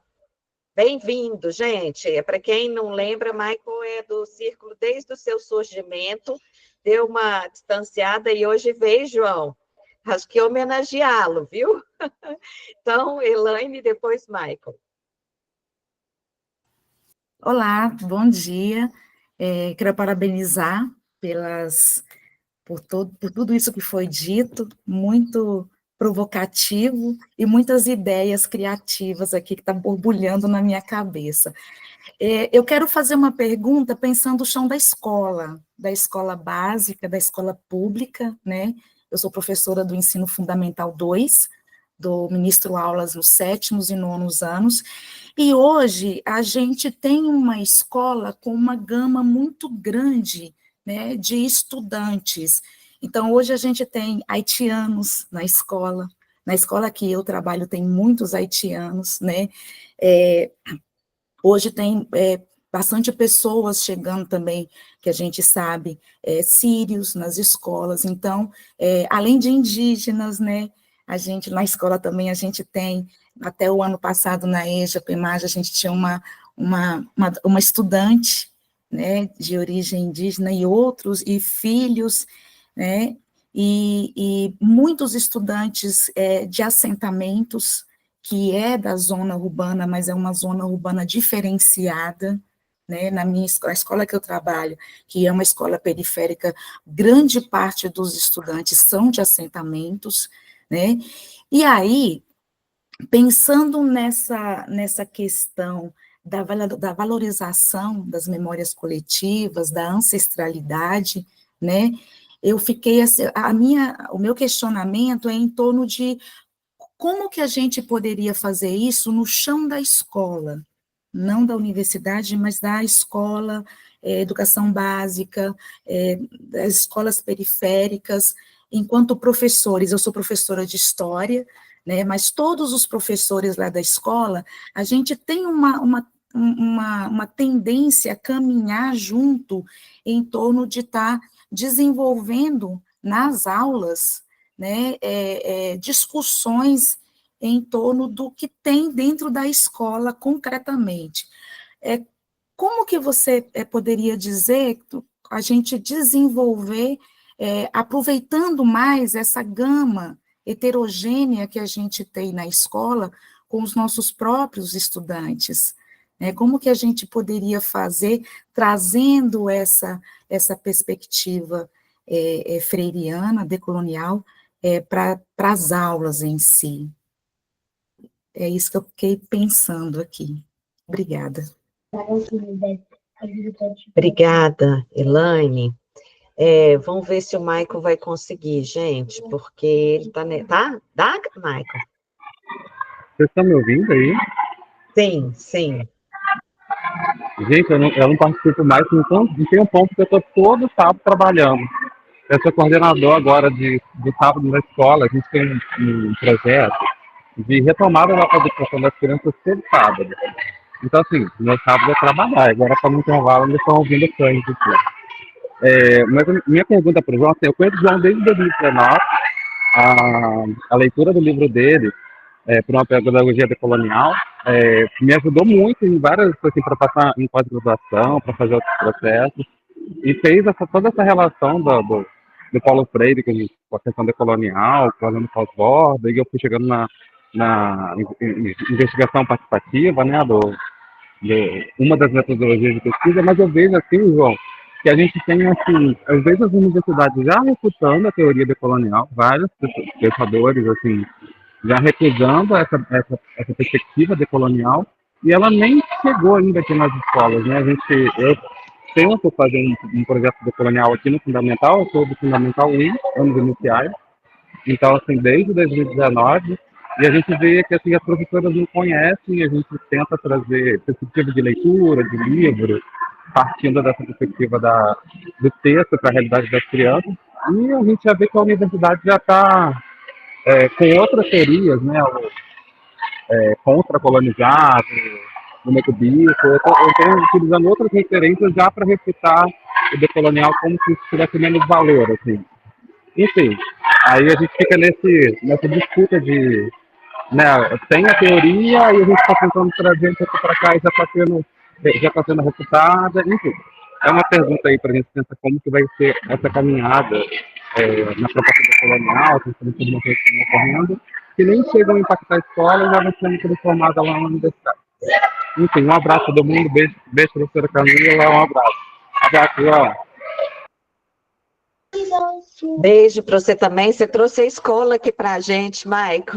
Né, gente? Dá para ver a escola, né, o seu cheiro, o seu som, né, o barulho, isso mesmo, Vitória, é único. Crianças, né? Que legal. Então, João, acho que a gente podia, então, voltar para você agora, pode ser? Obrigada, Michael. Um abração. Bom, gente, muito obrigado pelas contribuições e pelas perguntas, né? Eu não tenho a pretensão de respondê-las, mas vou conversar um pouquinho com vocês sobre elas. Primeiro, eu queria dizer assim para a professora Camila que, quando eu comecei a pesquisa, eu tinha muita clareza do que eu não queria. Eu não queria enquadrar a educação popular no debate decolonial dos anos 90, feito pela rede Modernidade e Colonialidade. Muito pelo contrário. Era justamente pensar as fontes do debate decolonial, tomando como referência, né, a obra de Paulo Freire e Orlando Fosbury. E naquela ocasião, acho que isso já ajuda a dialogar um pouco com a questão do Maicon também, os conceitos que estavam mais em discussão eram os de decolonial e de pós-colonial, né? Quando eu fiz a tese.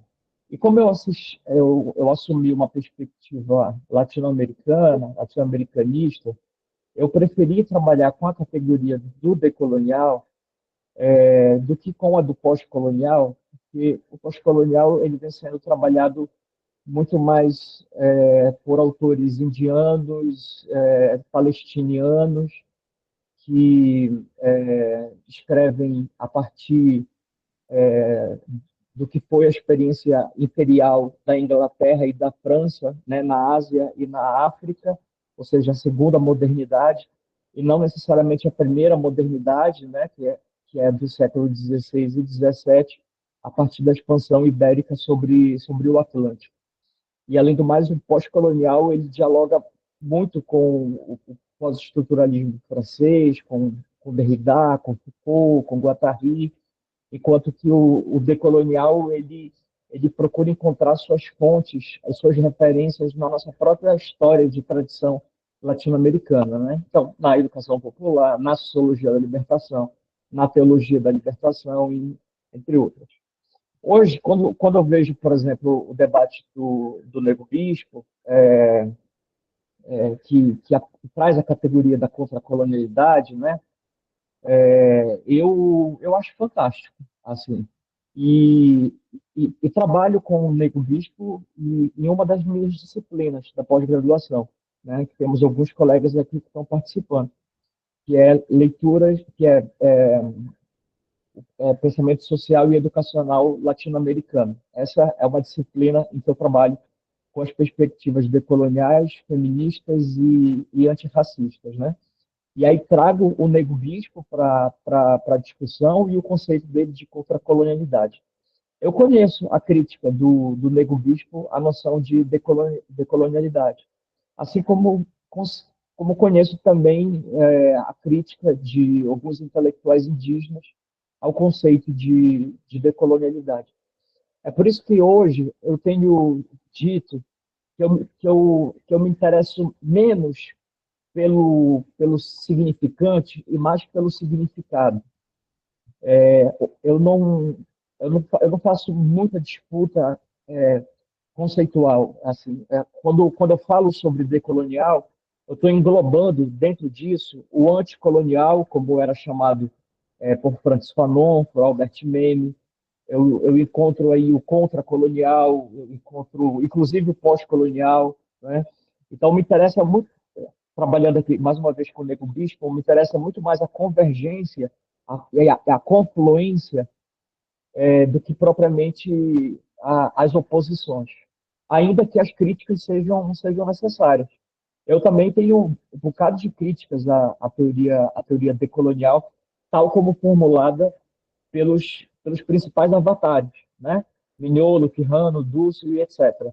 Mas eu entendo que a decolonialidade não se resume a eles. Decolonialidade é um movimento muito mais amplo e complexo. Assim como a educação popular não se resume ao Paulo Freire, né? Paulo Freire é um grande expoente da educação popular, mas a educação popular é viva. Ela continua se reinventando, né? Então, acho que esse é um esforço que a gente precisa fazer, que é de pensar os conceitos e as teorias a partir da prática, a partir da realidade. Nesse sentido, eu tenho total acordo com as questões que vocês levantam. Eu penso que é na ação concreta, que é na praxis, que é no cotidiano da escola, das universidades, dos movimentos sociais, que a gente deve procurar inspiração para o nosso fazer, né? O Orlando Fonsborda tinha também uma influência da teologia da libertação, professora Camila, só que, diferente do Paulo Freire, não era pela via do catolicismo, assim, da Igreja Católica. Ele era presbiteriano, né? E ele incorporou muitos dos princípios da teologia da libertação na experiência dele como protestante, nas igrejas presbiterianas da Colômbia.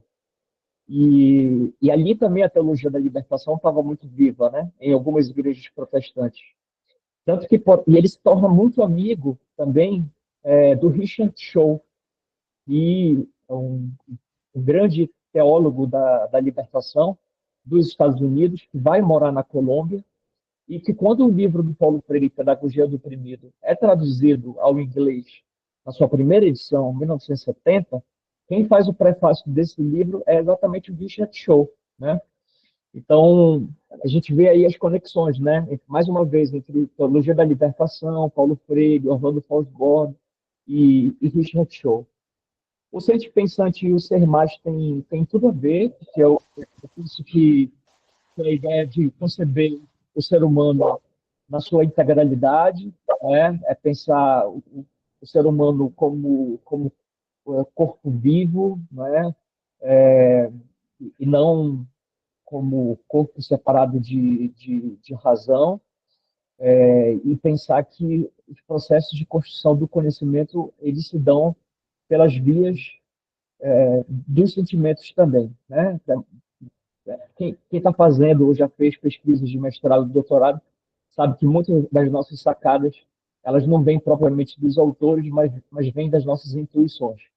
Então, eu digo sempre para os alunos, escutem suas intuições, porque elas têm muito a nos dizer, né?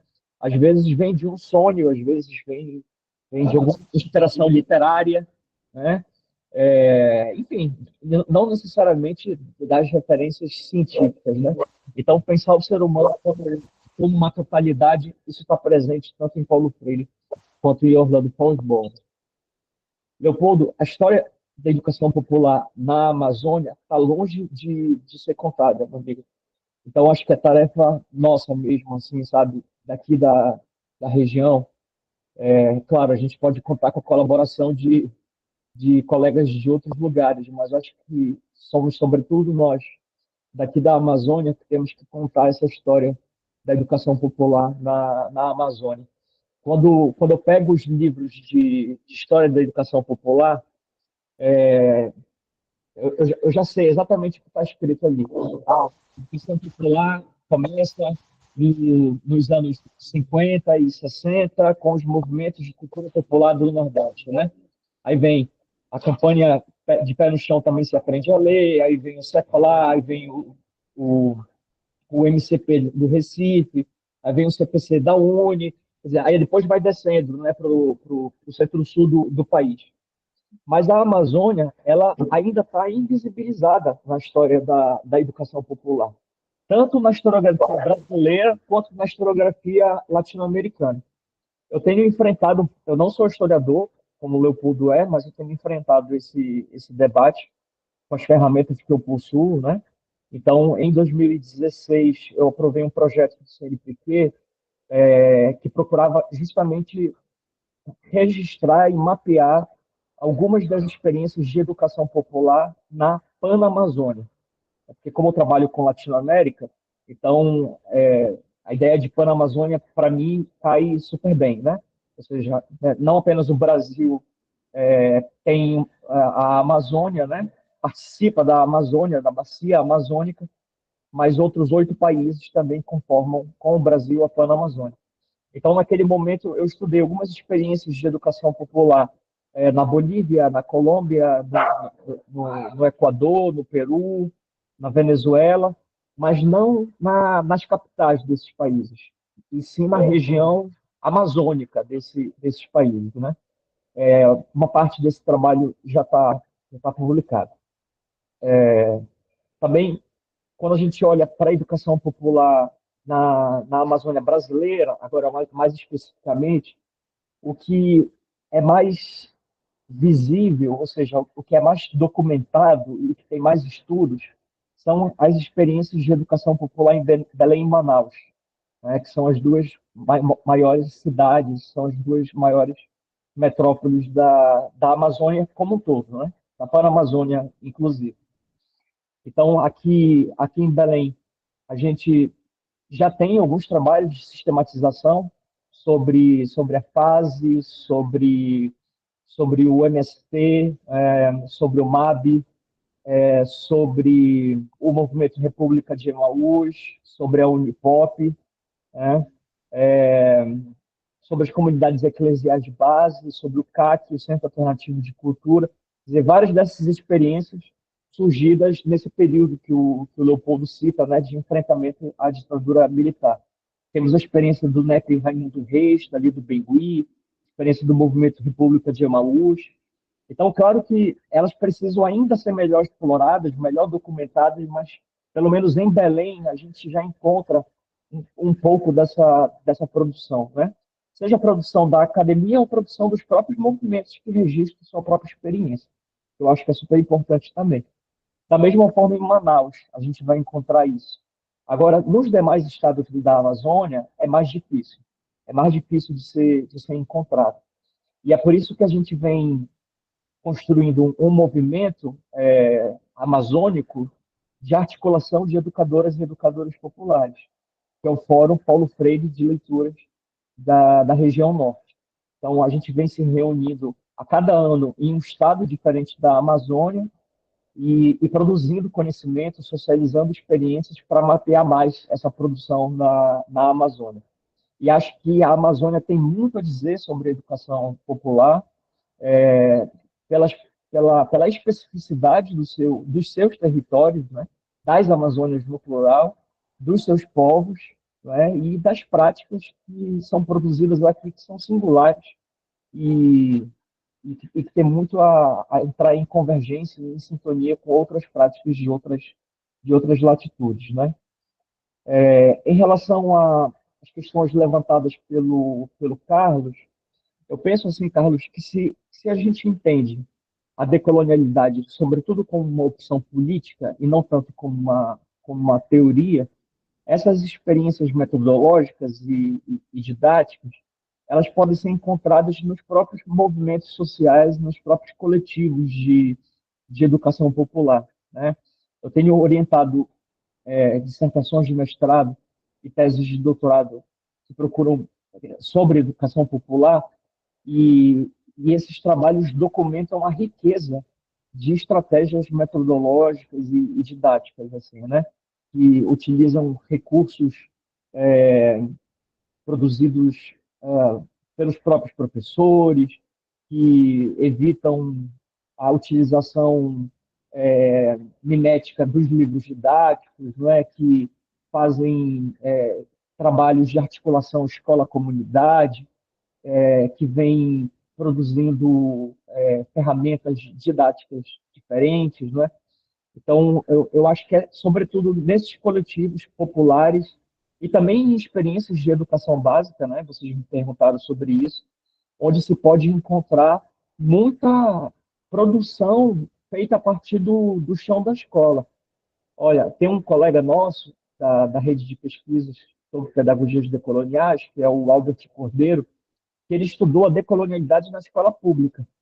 Então, ali, ele estava interessado não exatamente em como o discurso da decolonialidade chega na escola pública, mas ao contrário, como que práticas pedagógicas antirracistas, antipatriarcais, antissexistas, anti-homofóbicas, anticoloniais se constroem na escola pública de modo a contribuir para o debate decolonial, né? E eu acho que o caminho é sempre esse, assim, é da praxis, é um caminho que vem da praxis, né? Então, aí o Albert, por exemplo, nos mostra que, apesar da gestão escolar não ser democrática em grande parte das escolas, apesar do eurocentrismo estar presente nos currículos, apesar da imposição dos sistemas de ensino, tem resistência nas escolas públicas, né? Tem muita resistência nas escolas públicas. E aí ele vem trazer a força do samba, ele trabalha especificamente com ancestralidade africana e afrodiaspórica. Então ele vem trazendo experiências de professores e professoras que se vinculam ao movimento negro e que estão na escola como professores, né? E que vão trabalhar o samba, que vão trabalhar a capoeira, que vão trabalhar a superação da intolerância religiosa, né? A valorização das culturas populares. E então eu acho assim que, Michael, que a decolonialidade ela está presente na educação básica, né? Sobretudo nessas práticas e nesses processos. Por isso, quando a Nilma Lino Gomes, naquele livro Decolonialidade e Pensamento Afrodiaspórico, ela fala sobre o currículo negro decolonial, ela vai dizer que a Lei 10.639, por exemplo, é uma contribuição decolonial que o movimento negro produziu para a descolonização dos currículos, né? Introduzir a história e a cultura afro-brasileira e africana nos currículos de ensino fundamental e médio. Quer dizer, esse é um debate decolonial, segundo a Nilma Lino Gomes, e eu concordo com ela. Quem não gosta da expressão não usa o decolonial, mas, de qualquer maneira, é um movimento que vem da luta dos movimentos, né, que estão ali enfrentando esse eurocentrismo, que está presente na educação básica. Então, por exemplo, nas aulas de história, a gente continua estudando aquela linha eurocêntrica, né, da historiografia, que vai da antiguidade, passa para a Idade Média, depois Idade Moderna e período contemporâneo, quer dizer, uma racionalidade profundamente eurocêntrica. Acho que no Brasil nem não mais, acredito, mas em Portugal, onde eu tenho filhos morando, eles me dizem, aqui ainda se fala de descobrimento do Brasil como algo positivo, como algo revolucionário e que foi bom para o país, não é? Então, há que se descolonizar esse conhecimento em várias áreas do conhecimento, né? E na universidade também, né? E aí, professora Adriana, eu também sou professor de estágio, supervisionado, né? E nesse semestre, a gente está fazendo uma experiência bem interessante, dialogando com a educação popular e decolonialidade. É uma experiência no Centro de Ciências e Planetário, da UEPA. É um estágio que se chama Estágio de Educação em Instituições Não Escolares e Ambientes Populares, né? Então, a gente foi para um centro de ciências e um planetário, que é um campus da UEPA. Ali se faz um trabalho de alfabetização científica e de ensino de ciências, de, por exemplo, astronomia, física, química, biologia, matemática, mas a gente tem imprimido uma orientação popular e decolonial no sentido de que essas ciências que são tão tradicionais, né, e que se colocam como verdades absolutas, elas possam dialogar com as epistemologias outras. Então, assim, tem um trabalho, por exemplo, de estágio, de uma equipe de estágio que está discutindo astronomia, que ao invés de localizar aquelas constelações que são vistas a partir do norte, né, e que conformam os signos do zodíaco, né, que nós aprendemos, essa equipe está procurando identificar as constelações que são vistas a partir do sul e que foram vistas pelos povos indígenas, né? Então, por exemplo, a constelação da onça, da arara, do homem velho, tem vários nomes assim de constelações, né? Que foram vistas pelos povos originários, pelos Tupinambá, até na Amazônia, e que só podem ser vistas a partir daqui. Então, é de fato a gente olhar para o céu, olhar para as nossas estrelas e conseguir enxergar as nossas constelações e não as constelações do alto, né? Acho que tem muita coisa que pode ser feita.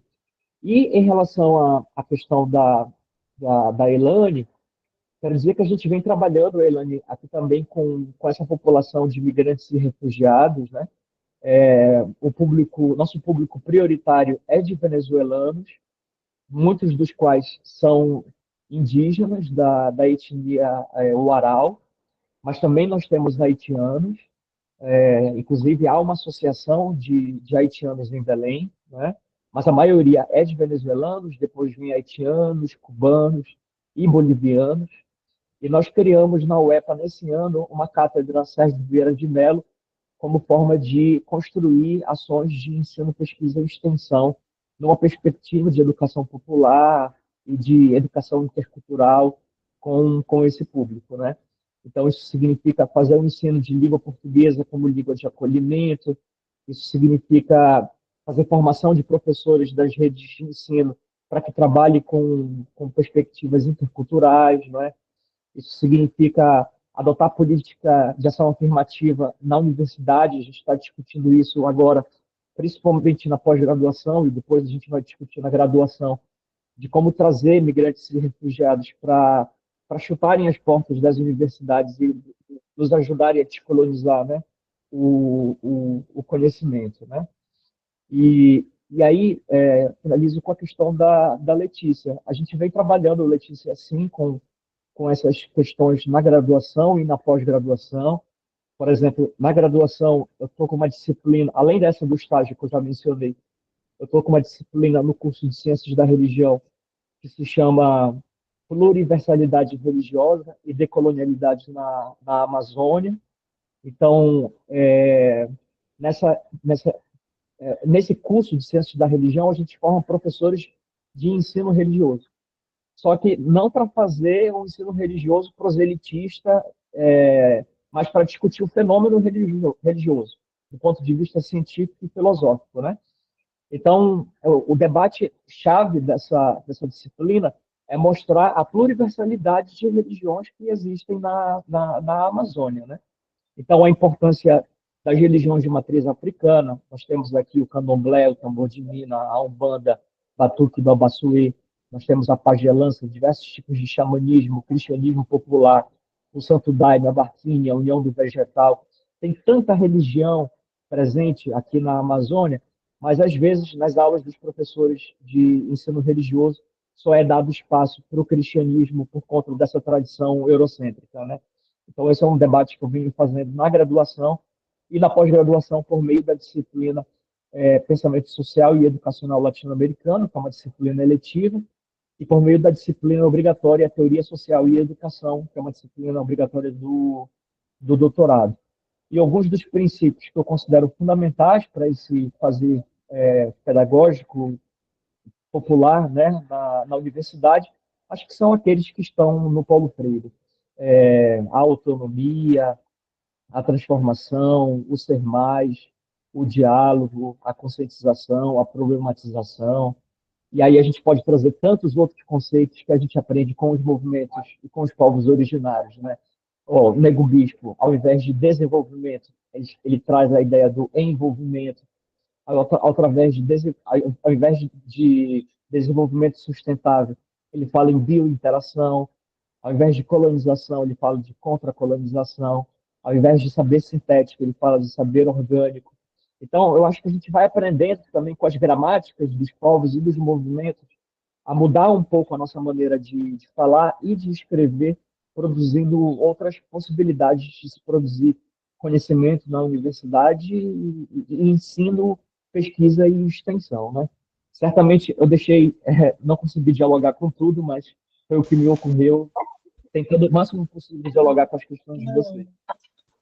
Sim, mas foi ótimo. Dá vontade de continuar mesmo, João, assim, porque parece que foi a introdução. A introdução, e a gente precisaria ter outras partes para a gente poder aprofundar cada uma das temáticas, porque acho que é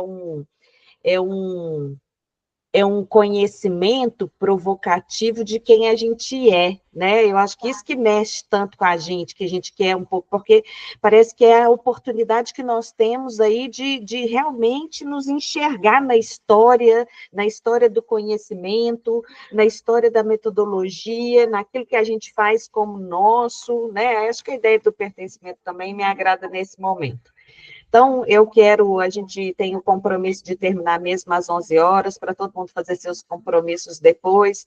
Eu fiquei com um gostinho de quero mais, eu espero ter a oportunidade de encontrar com você em outros lugares, em outras prosas, em outros tempos, em outros momentos.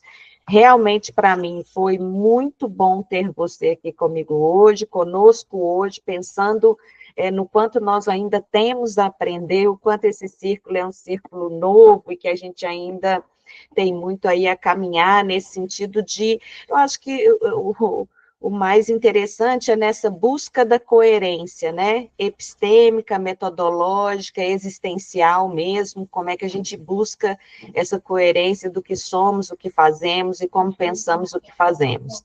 Então, muito obrigada de verdade a todos e todas e todos que estão aqui hoje. Valeu esse sábado de manhã, pelo menos eu estou saindo daqui, parece que renovada para as próximas lutas, para os próximos enfrentamentos que a gente tem quando a gente subverte a ordem, quando a gente pensa fora desse universo tão massificador que temos vivido hoje na universidade, na academia, nas escolas, enfim, no pensamento, eu acho que eu posso dizer, no pensamento moderno colonial que nos corrompe, né? Então, estar aqui com vocês hoje é um pouco essa força para continuar o caminho da luta e da busca dessa coerência. Mais uma vez, obrigada, e a gente tem o costume também de fazer uma foto, gente. Vamos ver quem puder ligar a câmera aí para a gente tirar uma foto do dia de hoje e registrar as nossas,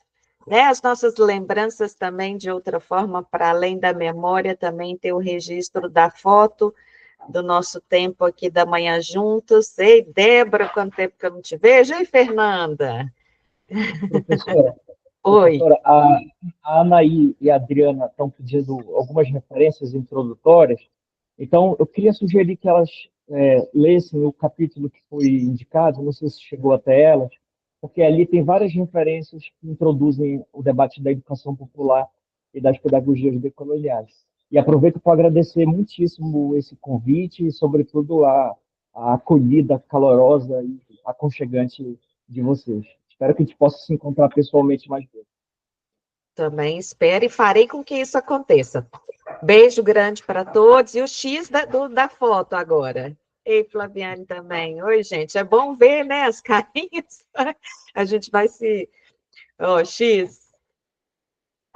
Muito obrigada. Um bom final de semana para todos. João, mais uma vez. Leopoldo, todos que estiveram aqui. Muito obrigada. Maicon, um beijo, querido. Beijo para todos. Um abraço, Michael. Valeu, gente. Obrigado. Tchau.